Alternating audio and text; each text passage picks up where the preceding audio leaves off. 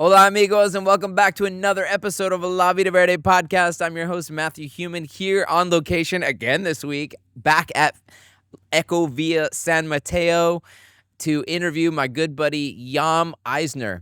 Yam is a regenerative systems designer. He is the permaculture director here at Ecovilla San Mateo. He is also a great videographer and bassist for our band and other local musical outfits.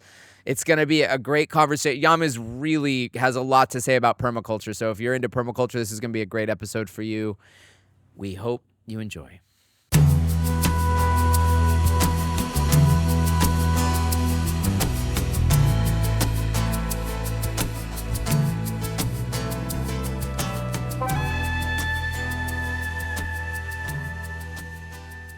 This episode of La Vida Verde podcast is brought to you by Guillaume Cellier Massage Therapy, offering pain-free relief at home, a most exclusive massage experience. Mention La Vida Verde podcast and receive 10% off your first treatment.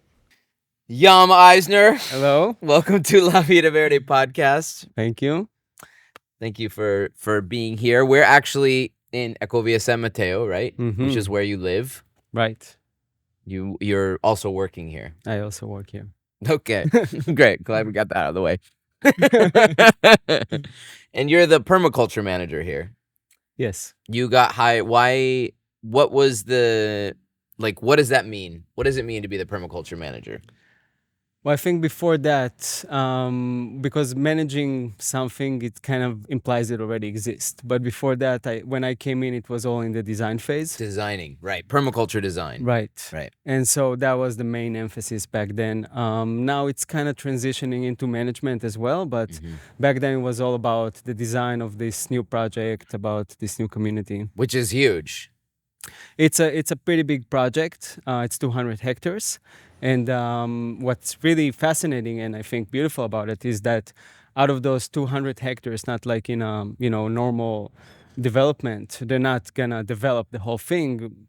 Quite the contrary, they're gonna preserve a huge piece of land, which gonna be a reservation and basically really protect it and the forest and all the wildlife that a wildlife reserve. It's really an interesting concept. Like the neighbors or the people of the community gonna become the park rangers of the reserve. They're gonna walk around and patrol.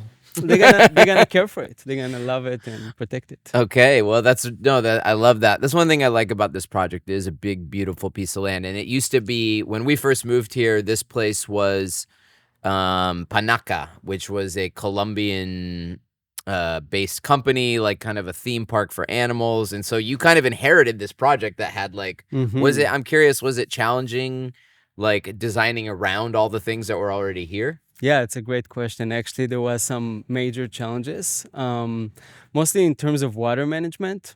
Like that's the first thing I noticed. There is some places where they decided to concentrate water where to me, it's coming from permaculture design and thinking a lot about water, obviously, didn't make a lot of sense within our context. So challenge is you have all this, piping that goes already into the ground. It's what do? You need to really get creative. Right, because there was that infrastructure, was designed for a theme park, probably not a permaculture designed eco community. No.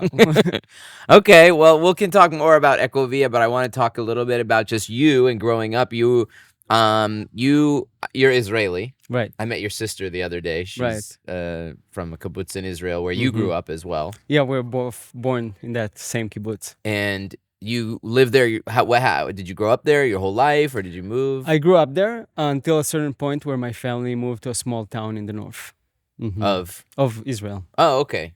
So you grew up in Israel your whole life, pretty much. Yes. But your parents are, one of your parents or both are from Paraguay, right? My mom is from Uruguay. Uruguay. Yes, it's okay. A lot of people get that mixed. And it's a guay. It's a guay, bro. Right. So my mom is from Uruguay. And my dad is from Argentina. Okay. Originally. I'm gonna fire my research assistant. Remind me that. And your dad's from Argentina. Yes. But so they're both Latin American. Right, but they met in Israel and they like because they're both Jewish and they came to Israel to like. Yeah, in Israel, the kibbutz is kind of common, that a lot of kibbutz were formed from people that were kind of immigrating from the same place. So there's some kibbutz in Israel are pure South American, Spanish speakers. Amazing. Yeah. Okay, interesting. Yeah. There's probably some New York Jew Probably clusters. Okay, and then at what point you went to college there? You studied. What did you study? I studied film. Film, right? Yes, I was really into documentaries, environmental documentaries. Specifically, I was really inspired by it and transformed by really good documentaries that informed me about the situation of the environment and climate change, and I wanted to contribute to that. And so that's how I got into film. I also really love art, and it kind of made sense to me. But after actually working in the film industry, I realized that it wasn't what I expected at all.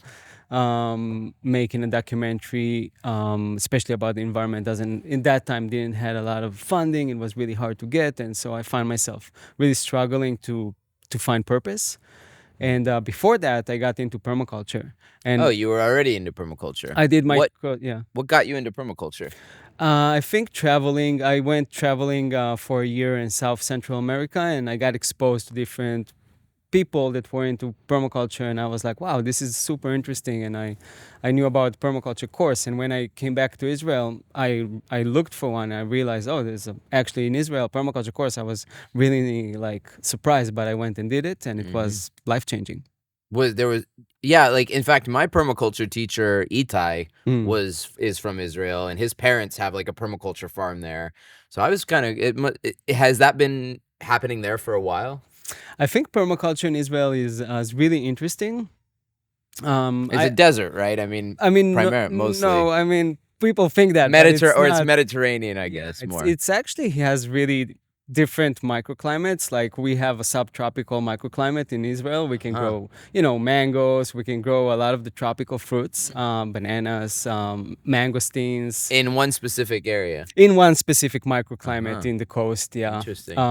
But the south is desert, the north is more temperate, and the coast is Mediterranean. So it's a diverse climate, Israel. Yeah, it's interesting. Okay.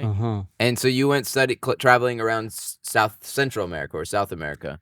Central South America. Okay, so you went all around. Was there any specific place that you were like, wow, that's amazing? We had Rosa on yesterday or last week, and she was talking about this place in Colombia that she went to that really inspired her. I'm wondering if there was like one place that really sticks out to you, or just in general you had a...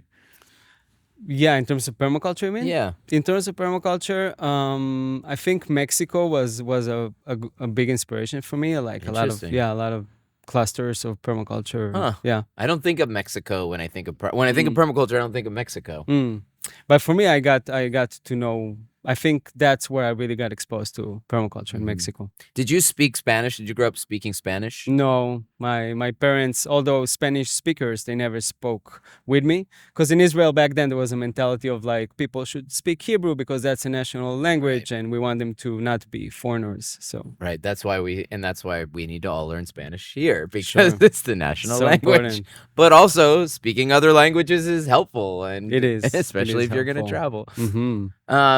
And so you went back to Israel, and you were studying permaculture, and you were doing film. And at what point did you like go, okay, I'm gonna go do something else? So I was always kind of between those two worlds ever since taking a permaculture course. I later on did a permaculture apprenticeship. I did in Israel. In Israel, I did a teacher training course. I did other opportunities of volunteering and got some work, but it was very kind of like I wanted to transition it to full time. Ever since I think once I graduated from film school and I realized, okay, this is the landscape of the industry. This is the way the industry works. I kind of understood it. What did you not like about the film industry? What did I not like about it? Yeah, because you seem like you have a strong... Sure. I didn't like the content that was created that got funded. Like the main content in Israel, at least back at that time, was reality shows. Uh-huh. And that was the work. Like if you graduated from film school, that was your place to strive for and get to. And I was like, I wasn't even watching those shows. I was never into it. So Naked and Afraid. never No. like all that stuff. Naked Dating. No. No. So far from my, and I can go deeper on that. Like for me, I don't want to sound critical, but I think like there's bigger issues for us to deal with. That was why I went to film in the first place, is to inspire people and inform them about and I found the other content was created was kind of like keeping people away from thinking about the problem. Like a distraction. Yes. So I wasn't resonating with that at all. Yeah. Interesting. And I mean, I sometimes think we should have a reality show about this valley, like all the characters and all the people. like each eco village could have its own like season or something like that, because there's so much stuff that goes on here. Sometimes it's so. I think it would. We talked about it actually in the early days of Taco Tal, because Steven was also doing TV and film, and that was his like entertainment world, and he actually pitched us on doing a reality TV show at Taco Tal in the beginning. That could have been interesting. That could have been an interesting way of anyway. Okay, you weren't into it. You got into permaculture. At what point did you leave? So I like how you're tight-lipped when you don't want to. You're like, I have no comment on well, this. I can comment on that, No, but it's okay. I kind of did already. Let's so. move on. Let's move on. I think you got my thinking about that one. So in 2014, I was like, okay, I was doing really well. I was like working, I was editing these primetime reality TV shows that I couldn't care less about. But for a lot of people's perspective, I was like, oh, successful, right? Whatever. I wasn't I didn't felt like fulfilled. And I was still looking permaculture. And then I met this mentor. He became this mentor of mine. His name is Michael Ben Eli. He's the founder of the Sustainability Lab. And I didn't know that back then, but later on, he became a mentor of mine. I met him, and I in one of the lectures that I used to go to about it wasn't strictly about permaculture. He didn't call it permaculture, what he's doing, but there's no more permaculture than that. It's like a really innovative, sustainable development project in Israel that works with underprivileged Bedouin community and take degraded land and form like a super holistic project, really integrative, all the aspects, and really like I was mind blown. I was, wow, I went to him and I told him that I think it's amazing what he's doing and that I would love to somehow get involved. And he was like, oh, what's your skills? What can you do? And we exchanged emails, and he was like, okay, interesting, let's try. And I started volunteering for him basically. But later on, I discovered he actually has an educational program too. It's called the Sustainability Fellows, Global Sustainability Fellows. And I applied, I got accepted, and that took place in Costa Rica. Wow. And that's why I went to Costa Rica, is because I got accepted to his program, and I went to his educational program here in Costa Rica, and then I decided to stay. I see. And I met you at Punta Mona, so you were the farm manager there at some point. How did you end up over there? Like, where's that where the fellowship was? No, the fellowship was in Earth University, in the two campuses. Oh, Earth. Yes. Oh, okay, yeah. Earth University there's one in Guapiles. Yeah, and there's one in Guanacaste. In Guanacaste, there's an Earth University? I didn't know there was a campus there. Okay. Yeah. It's a smaller campus, yeah. Earth University is it's an interesting school. I've been to the one in Guapiles a couple times, and it's basically this international, it's just kind of promoted as like an international tropical agriculture school, and they promote it literally, or bringing people from Africa, but it's also like it's somewhat, what would you call it, like standard agriculture. There's an organic program, and I don't know how did your program tie into the organic program?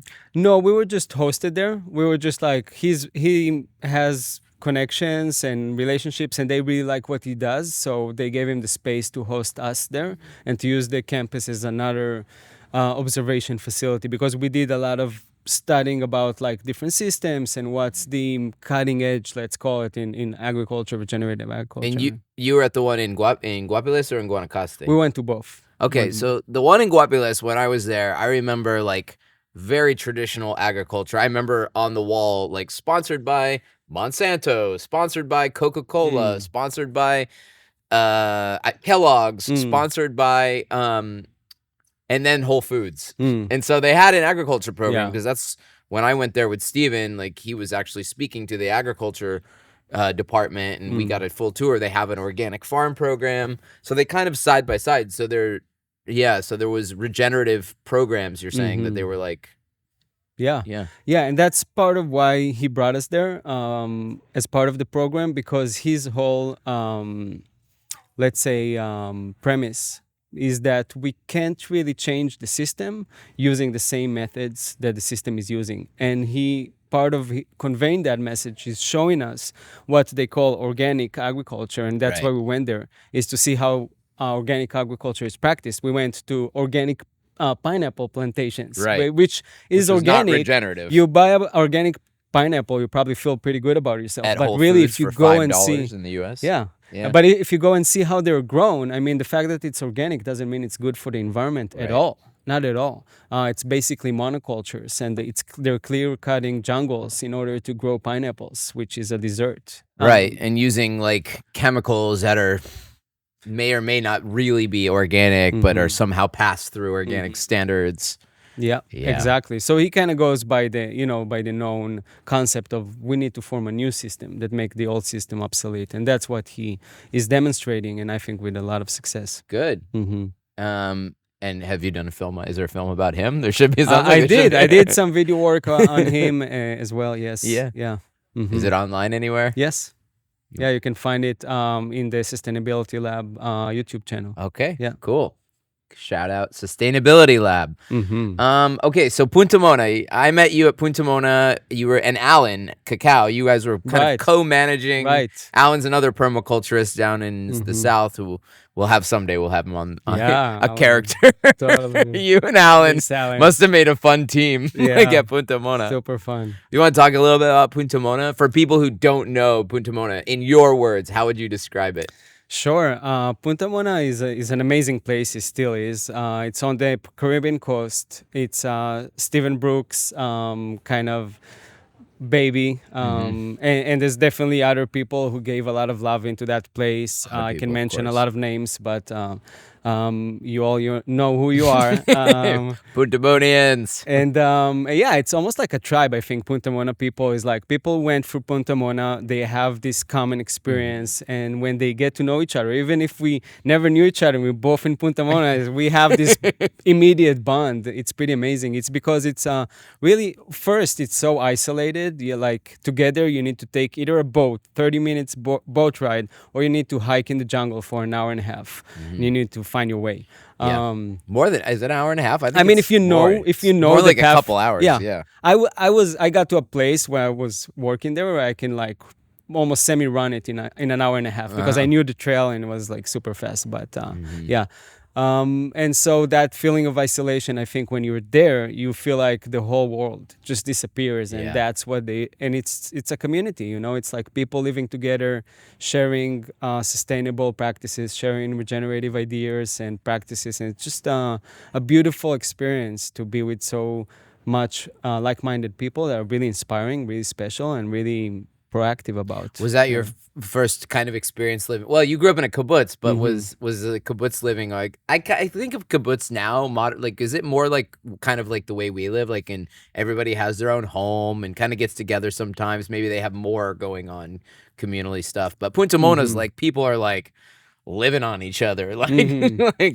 yeah, I mean, house sharing and what do you call it? The reality is that the kibbutz had different transformations throughout the time. It definitely started as a very extreme shared community. Socialist community. No boundaries, no like walls, like everybody really in each other's lives. And then it kind of evolved a little bit towards a more capitalistic kind of lifestyle. But still, it maintained a lot of the shared values and a lot of shared resources are still, and depends on the kibbutz, right? Some of them completely privatized, and some of them maintained that shared structure. Mm. For example, the kibbutz that my brother lives in, it's really still like they have a shared car system. They still have a huge dining hall that you can go and eat meals whenever you want. There's always somebody cooking food. And they still live very much in a very shared community setting. For example, just an example, when COVID hit, all the elders, they had to close up in their houses because nobody knew what's happening. And all the young people just volunteered. Nobody asked them. Every day they took food and brought them. Took food and brought them every day. All the elders. Yeah, without even, nobody needed even to organize it. It was just kind of self-organized. And I think it's beautiful, that kind of community, supportive. I want to believe that we're building the kind of community around here. Mm-hmm. I think that's the intention. That's the idea anyways. Mm-hmm. But yeah, it's tough when you're like, there's the different models where it's like the full communal situation, like Punta Mona, like you said, like the old days, the kibbutz. But then there's the very like, you have yours, I have mine. Sometimes we'll hang out. Mm-hmm. On Friday we'll get together or something, which is kind of, I feel like that's kind of what we're doing right now. But there's more and more people are trying to do. I mean, the idea is to do more together. Mm-hmm. Right? I see that happening here. Punta Mona was really inspiring for that. I agree. Mm-hmm. And it's also like right on the beach, tons of fruit trees. I mean, Steven brought so many fruit trees from all over the world, and other people like smuggled fruit trees in there from everywhere. And yeah, and they're fully adult trees. I talked to Roberto, was here a couple days ago, who was a long-time Punta Mona worker, resident, lives in Gandoca, right down the road. Like, he worked there since he was like 14 or something. He's now my age, like 40-something. And yeah, it's kind of sad because right now it's a little bit shut down. They're dealing with some legal stuff. So I want to send some love to Punta Mona and all the Punta Monians. Hopefully, if there's anything, like he was mentioning, man, that they're like gonna they might like try and chop down all the fruit trees. Why? I was like, there's some Minai thing that they're like, they want to chop down all the fruit trees because they're non-native. I'm like, if that happens, dude, I want to organize like maybe some kind of like counter protest or a protest to that, because I just think that's an awful idea. So if you're a Punta Monian and you're watching, let's kind of connect up about that. Hopefully that won't come to that. But if it does, I'm going to be there to stand up against it. Yeah, it doesn't make a lot of sense.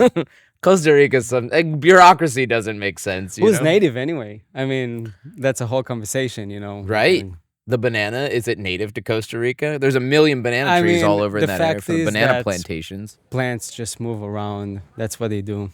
I know. Noni. Is noni, like there's noni along the whole beach. Are they going to eradicate all the noni and coconuts? Did coconuts come from Costa Rica? The question is how far you want to go exactly in order to determine what native and what's not native. It's a very good point. That's a very good point.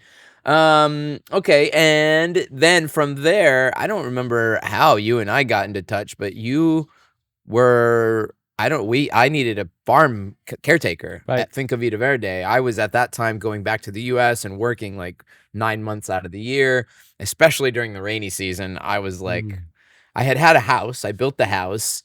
And then you somehow were like available. We had some agreement. I honestly don't remember do you remember any of the? Yeah, you contacted me. I remember I was visiting in Israel back then, and you were like, oh, I need a farm manager. And I'm like, yeah, I'm going back to Costa Rica, but I don't have a lot of plans. And you're like, oh, come there. And it was back then I was doing my master's with Gaia University. Shout out to Gaia University.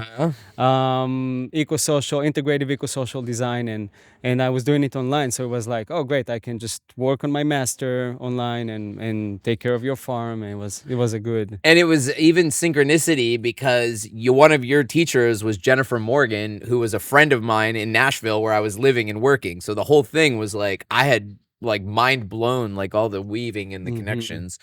So you were working there, and I mean, can you just tell me a little bit about the farm back then? Like, what do you remember? Yeah, I remember. Well, when I got there, nobody was there. I was like, you send me some instructions, and I'm like, I try to follow them. Oh, it's a long story. I'm not gonna go into the whole story. It was a major adventure. Getting there was an adventure. Yeah, a whole adventure. I mean, there was not really anyone living around there. No, it was the middle of the rainy season. Who was there then? Eduardo was there. Eduardo actually rescued me that night because by the time I arrived there, it was pouring rain. It was super dark. I had no idea what I was even looking for.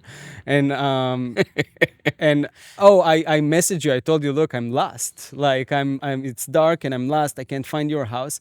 And I think you connected me with Eduardo. Okay. And Eduardo came and find me, and he was like, "What are you doing here?" I was like, "No." It's like, "Let's go somewhere safe, and then we'll come back when it's light out, and I'll show you the house." Where were you? So we went down to. Lisa was renting back then In the Ecovilla. house Steven's on sister, the road. Lisa. No. Oh, Lisa Pavati. Yeah, Padin, right? Padin. Yes, Lisa Padin. I have another friend, Lisa Pavati. So anyway, the egg lady.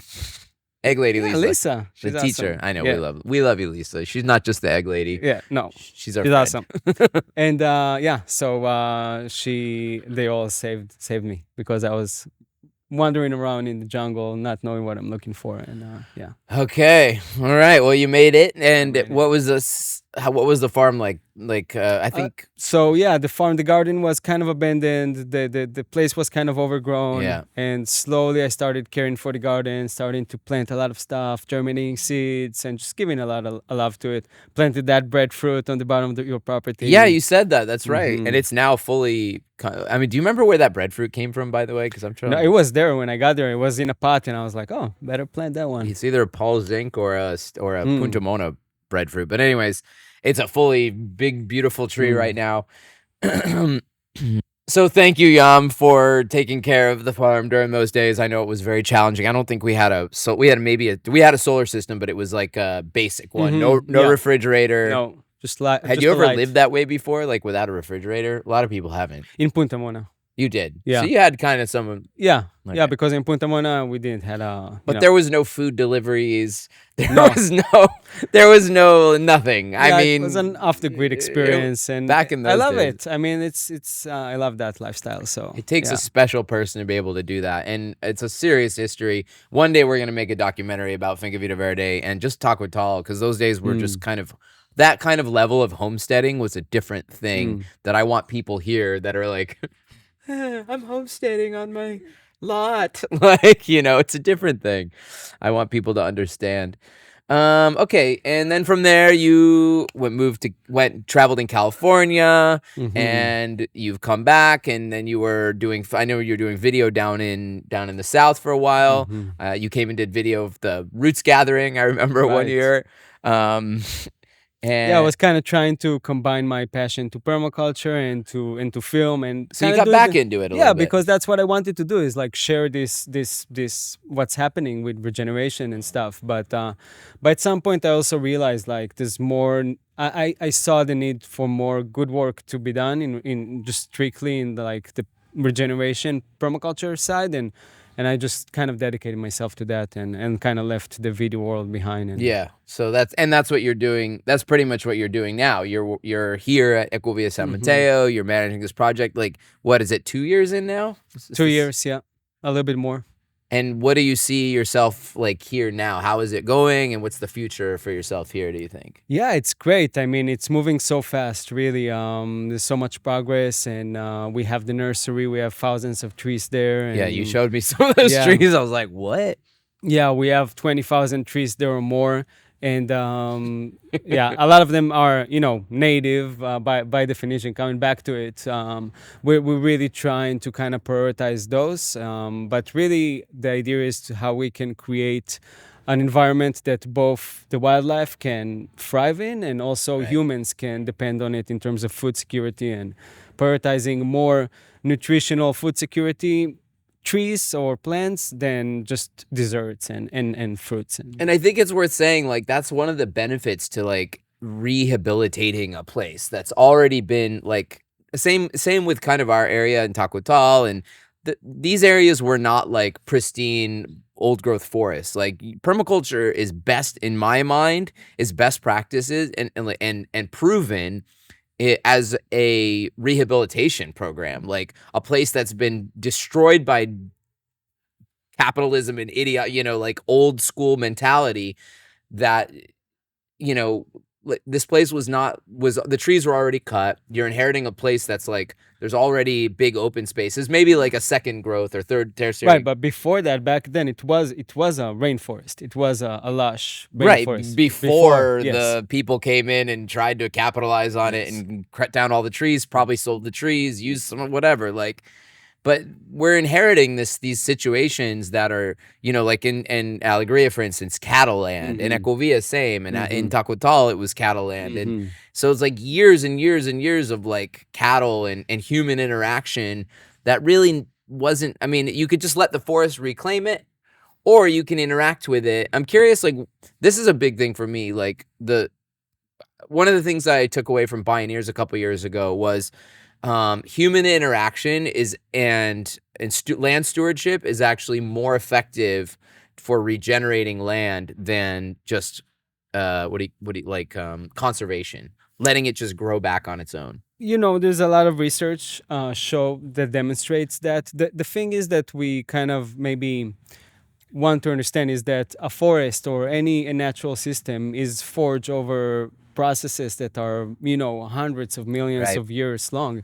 And the result of that is what we see now, is this huge complexity that we don't really understand. Science don't really understand the nuances of the interactions between all the different species and what role each one has in maintaining that resiliency, that system.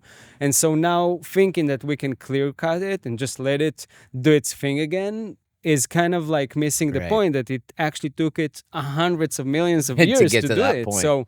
So if we really want to help it, I think we need to be more proactive. At least that's the approach I'm taking in designing that regeneration. And because the reality is that every species have a role, a function, but when we clear cut it, we kind of give advantage to the really aggressive and really fast growing species that not necessarily are supposed to grow from scratch. They were, cultivated among other species, so there was a balance, but we took that balance off. Now they take advantage. They can form monocultures. I've seen that happen, where we just leave a place to regenerate those aggressive species. Yeah, and like I've seen like cleared land in Tacotal, like, or just left by itself, and all that grows back is the mimosa, exactly. What's dormilona and these kinds of like really aggressive spiky plants. That happened to me one time one year I left Tacotal for like 6, like as one of the years like after you were there. I came back and the canistel tree, which was a big tree, was covered in mimosa and vines. I was just like, how has this happened so fast? Yeah. Not to say that if we let it be for other hundreds of years, millions of years, maybe it will get to another place, also a complex. But we want to accelerate that. I think we need to be proactive about it, and that's what we try to do. Yeah. Well, cool. Yeah. I want to talk about music real quick because we play music together. Yeah. Yam and I have been playing music for the last couple years, or 2 or 3 years. I didn't even know you were a musician, I don't think, until we had like a open farmhouse one day, and I had a bass there, and you picked up. You were like, yeah, I've been playing like 10 years or something like that. I haven't played. Yeah, because I was so nomadic. You won't travel with a bass. That's kind of ridiculous. You need an amp to actually play. Anyways. But you played growing up like in a... No, actually, I was always really into music, but kind of life circumstances always didn't... It was part life circumstances and part of like my confidence in like, can I be a musician? Who's a musician? What is a musician? So all these things and just kind of life. And always wanted to, always started something and then kind of had to quit. Anyway, in the end, like when I was 21, I was like, okay, I'm going to pick up the bass because I really love that instrument. And I started, slowly learning the bass, but it's kind of a hard instrument to really get good at. It's an easy instrument to just play a couple of riffs, but if you really want to get good at it, it's kind of takes a lot of work. So and then I started traveling and I didn't really progress a lot, but yeah. Yeah, but you have been playing a lot, a fair amount. We get together now, not so much because our drummer's been gone. But if you're a drummer, we're looking for drummers to come to this valley, we need you.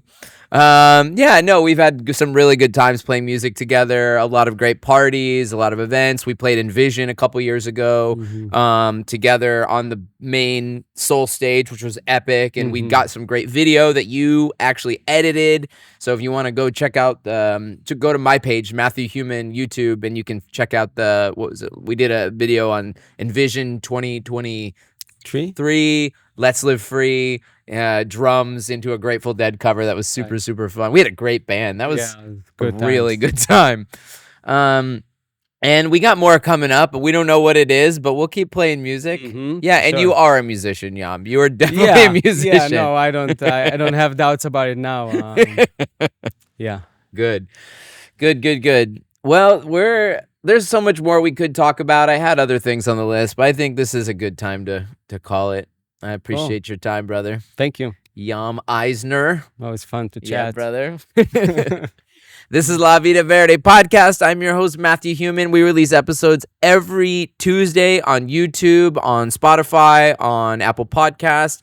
Want to say thank you to Guillaume Cellier, Massage Therapy, amazing massage therapist. He's come to my house a couple times and really just a great he's really intuitive and he has these really great skills. I want to highly recommend. Check out Guillaume. Also mention the podcast and get 10% off your first treatment. I want to say thank you to Ecoteas Yerba Mate for always keeping me matified. We are on Instagram at Finca Vida Verde CR. We're on Facebook, Finca Vida Verde. You can go to our website, fincavidaverde.com. New Year's party's coming up soon, so get ready. We're going to be launching that really soon here. And Patreon. If you want to support this podcast, it's really helpful to us. Go to patreon.com, $5. If everybody did that, this whole thing would be so much better. I really appreciate all of you patrons that are signed up. Thank you so much. We'll see you next week with another episode. Thank you, Yam. Thank you. Pura vida. Ciao.